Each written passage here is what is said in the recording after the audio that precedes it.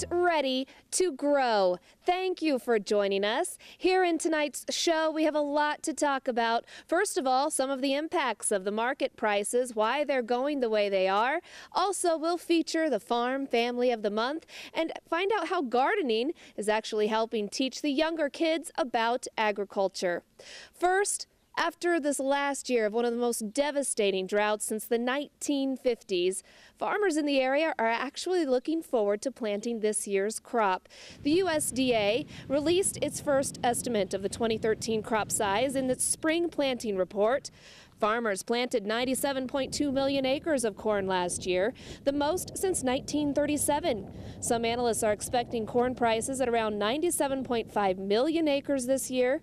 Experts say more acres are available for planting this year because farmers enrolled 2.5 million fewer acres in the Conservation Reserve Program last year.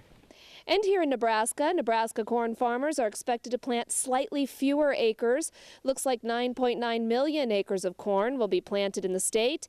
Officials with the USDA say it takes about $280 per acre to get the crop planted. Meeting Nebraska farmers will invest nearly $3 billion this spring.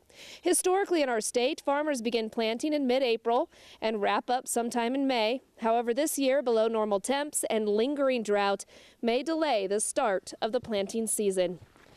And Kansas farmers are planting fewer acres of thirsty crops like corn and soybeans this spring, and more acres of drought-tolerant crops like sorghum. Kansas Ag Statistics Service reports both corn and soybean planting is expected to be down about 2% this year. By contrast, sorghum planting in Kansas is expected to climb 16% from last year at nearly 3 million acres.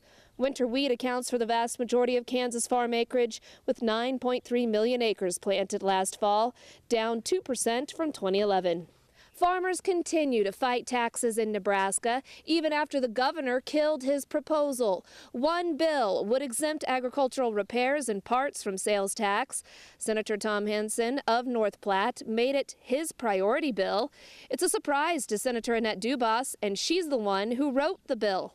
That's considered an input, and you don't normally tax inputs. So this is an issue that has been brought before the Revenue Committee and the legislature. We've never been able to get it out of committee, so this was the year that it came out. I will admit I was surprised in light of the study that they're going to do.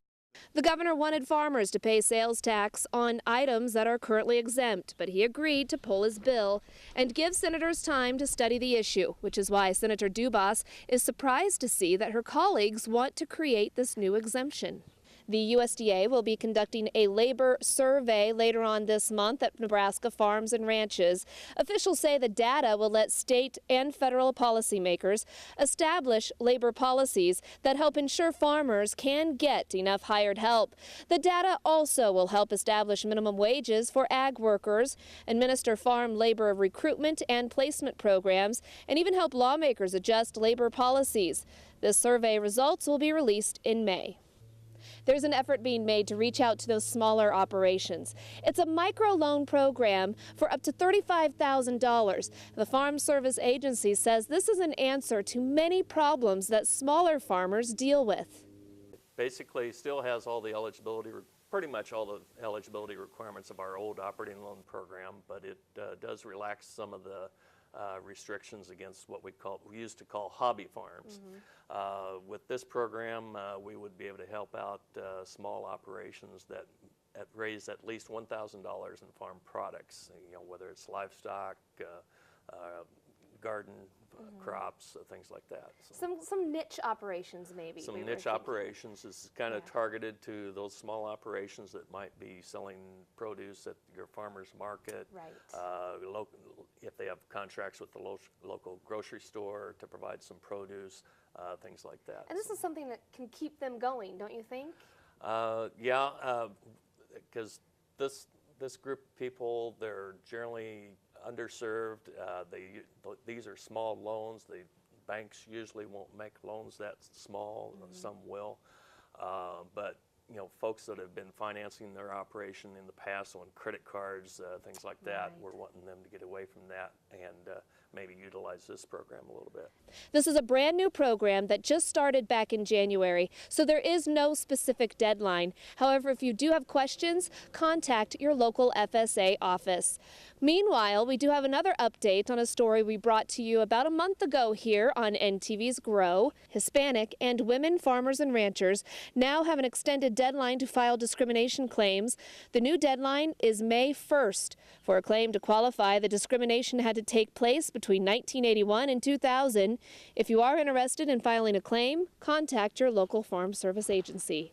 Career opportunities in agriculture are there for the taking. There's the technical demands, such as programs, genetics, even equipment, that are really a driving force. Plus, the need to double crops to feed the world in the next 20 years means money is there to be made in the ag sector. You know, to go from 6 billion people to 9 billion doesn't sound like a lot, but when you consider the fact that you're growing 3 billion more individuals to feed, and then plus people want more protein, they want more fiber and everything else. We've got to do a lot more to be able to feed those people. And when it comes to getting your foot in the door, there are internship opportunities like this group you see that worked through Winfield. Businesses are looking for young professionals to start filling in the gap. And you think about that baby boomer age, you know, and they're starting to come into that retirement time, and so leadership within ag as well as at the farm. I mean, there's a gap right there for sure. And you can search for internships, or as Sean tells us, stop by your local co-op and just ask how you can get started. And agriculture is the driving force behind two of the businesses of the year in Grand Island. Greenline Equipment was named Partner in Progress this week by the Grand Island Chamber of Commerce. This is one of the organization's top honors. Greenline moved into a new location this year. It may be the largest John Deere dealership in the state. It's further proof of our strong farm economy. This area, we're fortunate we got real good progressive farmers, and you know, they're very good at what they do, and you know, we felt like our old facility just wasn't holding our end of the bargain, wasn't held up with that building. We were limited by the size of it. One of the other big winners at the Grand Island Chamber of Commerce annual meeting was Western Edge, which expanded its retail store to sell more boots, saddles, tack, and Western apparel. And some of Nebraska's best and brightest young people shine at the annual State FFA Convention. State FFA is a highlight for many kids, but organizers felt students could be challenged to become more outspoken, and thus was born the Ag Issues Academy. 35 kids from across the state received media training and talked with lawmakers about how to promote agriculture. Farmers need to take a stand and voice their opinions, but also educate not only people outside of their community, but people in their community, so that way the youth of their community and their other community members can take that and take it when they go on to their future careers or college or whatever. Our own Steve White even worked with the kids, interviewing dozens of young leaders, and we'll hear more thoughts from them throughout the show. And that state FFA convention is continuing not only in Lincoln, but also here in central Nebraska. For the second year in a row, the State Ag Mechanics Contest came to Grand Island. As tractors, combines, and other equipment became more sophisticated, mechanical know-how is important on the farm. You got to know how to maintenance things. You got to know how to do things on your own, because you can't hire everything done. There's so many different things in farming and agriculture that you need to know about everything: electrical, construction, maintenance on tractors, all that good stuff. It's our driving force of everything we do. It's the basis of our economy, and we can just do so many things with this, and this is just a great way to introduce those careers and look towards the future specialization of ag. Organizers of the Ag Mechanics say they stepped up their game this year with more real-world activities. Well, many times if you ask a kid where their food comes from, they might just say the grocery store. Well, Diane Becker from Common Ground, she says, parents, you may want to take some time and educate your kids about agriculture. They've asked even 16 to 23-year-olds where their food comes from. And many don't know where bacon comes from, or they don't really realize for sure how potatoes are grown. One way to get a grasp is to visit farmers markets, or better yet, plant a garden. It can help kids gain an appreciation for food and how it's grown. A garden is a really good way to get an introduction into what it takes to produce food. For example, even selecting the seeds. Farmers have to go through that selection of what seeds they want to plant. So you get an idea of that when you go into a gardening store and you look at all the different seeds that are available, and you understand that different varieties have been developed over the years, just like in farming. One idea is to plant a pizza garden with tomatoes, basil, and oregano, and any veggies you want to pile on top. For more ideas, visit Common Ground, as we have more information as well at nebraska.tv. New planting estimates are out. Find out if that has had an impact on those market prices and what other factors are involved. Plus, meet the Farm Family of the Month. NTV's Grow continues after this. Just being able to do all the activities and all the hands-on stuff.